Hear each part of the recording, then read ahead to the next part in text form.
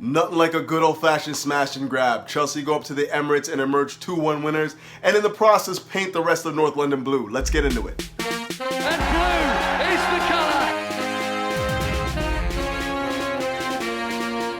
Essien!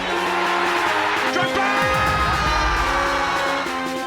Lampard! That could be the championship!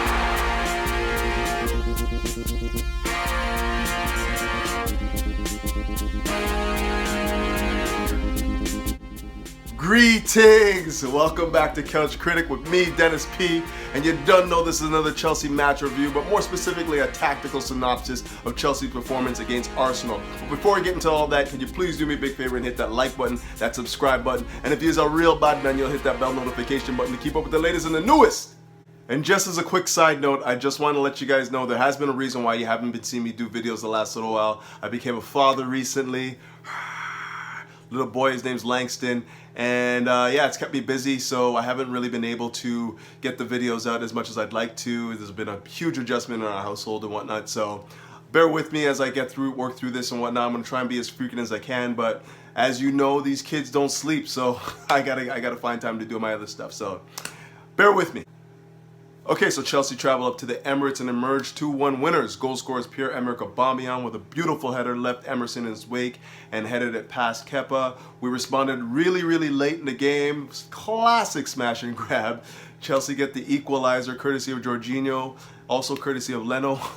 And then we get the late winner from Tammy Abraham. That man does it again. 2-1 Chelsea win.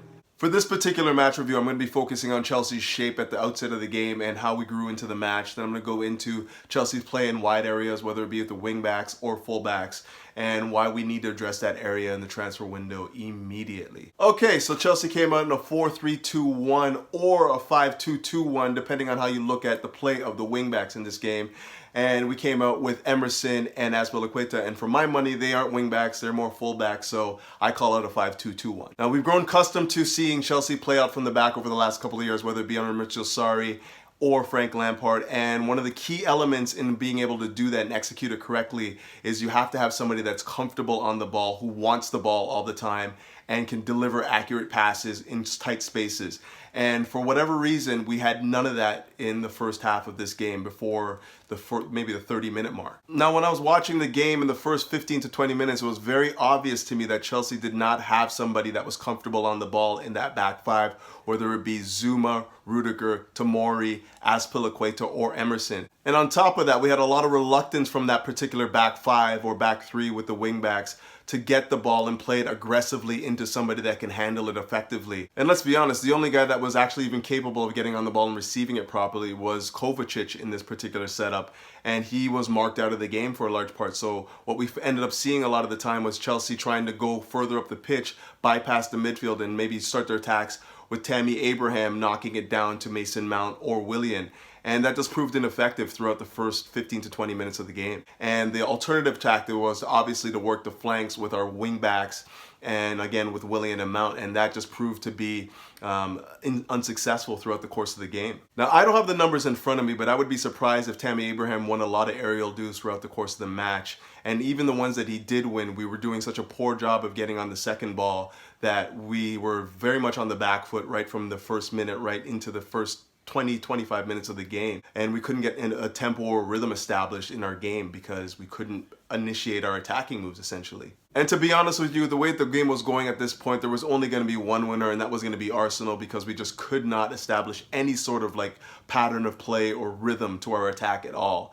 And that changed all of a sudden when Jorginho was brought on for Emerson and Chelsea went to a traditional back four, three in the middle, and then two out wide, and then of course Tammy Abraham up top. And that made all the difference in the game. I was astounded that Jorginho was left out of the team, the starting 11, to begin the match anyways. He's clearly the only guy that gets us playing football. He's the only guy that can initiate our attacking moves from deep. He's the only guy that is confident enough to get on the ball and shift it move it quickly, and we were just so lacking of all of that in the first 20 minutes of that game. It just seemed like we had no point of reference. We had absolutely nobody that was taking the game by the scruff of the neck, and that immediately changed as soon as Jorginho came on. As soon as he came on, he started telling people where they needed to go and dictated the tempo, and it made all the difference in the world. And so many things were so evident to me in that first 15 minutes of the game. First and foremost is that back five that we set up with Rudiger, Tomori, and Zuma in the libero role. It just makes absolutely no sense. We need somebody that's confident on the ball if we're going to play out from the back without Jorginho in that regista role.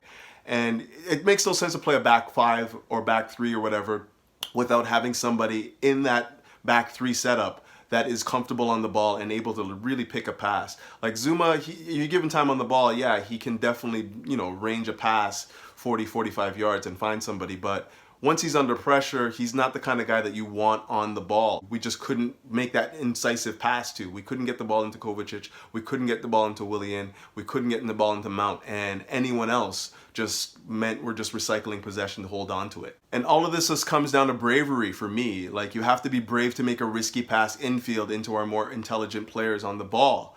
And for whatever reason, Zuma just does not want to make that pass. Tomori doesn't want to make that pass, or if he does, it's wayward.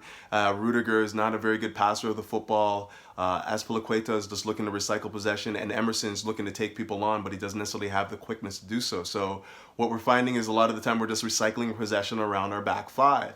And that's what Frank was talking about a few matches ago when he was talking about, like, how this is not his football. He doesn't want to see us working at, defender to defender to defender to defender. He wants to see us make that risky pass, make it accurate, and be confident on the ball. Play it into somebody that is ready to use it. You know what I mean? Don't dwell with it in the back five, because that's just inviting more pressure onto ourselves, number one, and it's slowing the tempo of the game down. And all of that was evident right up until when Jorginho came onto the pitch. All of that. Now, I'm certainly not here saying that Jorginho is not without his flaws. He definitely has a few of those. He fouls a lot, gets a lot of cards, collects a lot of cards, and isn't often the best finisher, but in terms of his ability to get us playing football and understanding what we need to do to get playing football, the tempo he establishes, his ability to see moves 1, 2, 3 ahead of time, that's all very important and vital to how we're playing the setup of this team right now. We don't have Hazard right now. We don't have somebody that's just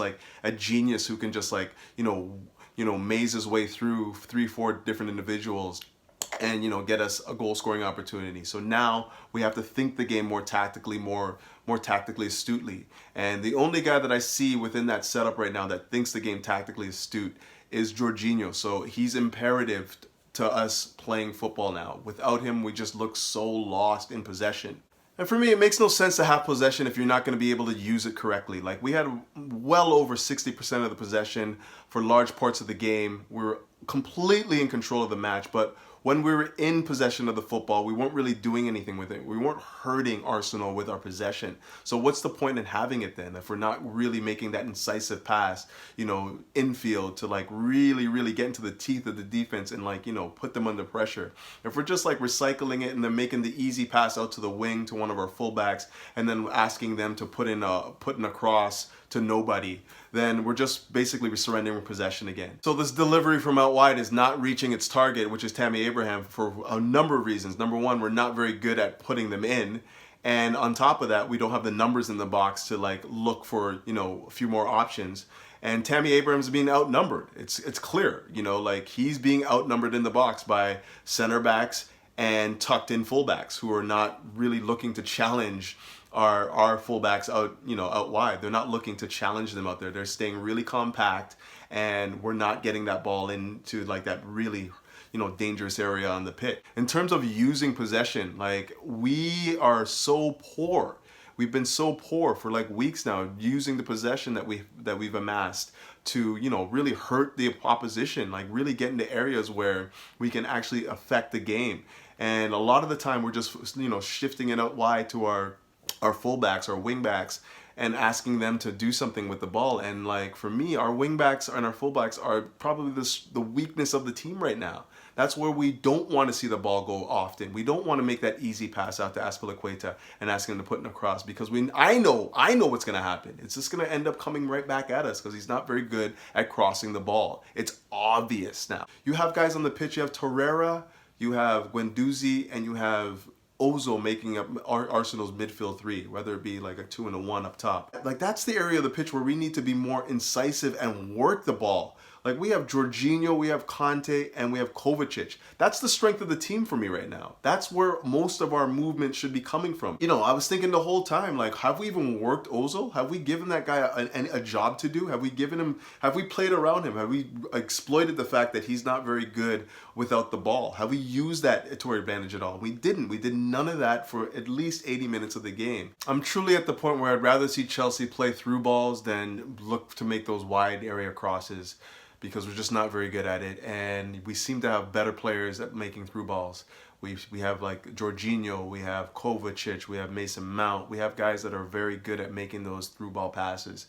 And I would rather see them challenge that way than like see us work it out wide again to the weakest links on the pitch, whether it be our left back or our left full back or our right full back, and have them hit and hope that it finds somebody's feet in the box. You know, like, it's just not effective. It's not a very effective method of attacking a team that, you know, is weak in the middle of the pitch too. Like, I just felt like we should have been looking to really exploit the middle areas of the pitch and use our, you know, our passing ability and like our energy and whatnot to really affect the game, and we just didn't do that. Granted, we had a lot of the possession, but I don't think that we used it very well. So then Frank makes another substitution and brings on Tariq Lamptey from our youth squad, and he comes in for Tomori because clearly that tactic wasn't working with Conte overlapping Willian and trying to put in the cross, while Tomori's tucked in, playing a more defensive midfielder role, a la Pep Guardiola, by the way. That's what he uses as fullbacks a lot of the time. And to his credit, he did well. He did well for a young guy just coming into his first match, London derby, away game, you know, teams trailing. He was making the intelligent runs. He was the one looking to get to the byline, like, with pace. On top of that, he was making the intelligent passes, the ones that I was hoping to see the other guys in the pitch make. The pass infield to get us into more dangerous areas on the pitch. That ball he played into Tammy Abraham in the second half should have been a goal. Like, Tammy should have struck that first time. But those are the types of things that a fullback, somebody that understands the position and knows where his opportunities come from, makes all the time. And why, you know, we need better quality out there. But I do think I'm going to wrap it up there. Chelsea smash and grab their way to a victory at the Emirates, 2-1. Who saw that coming? Come on.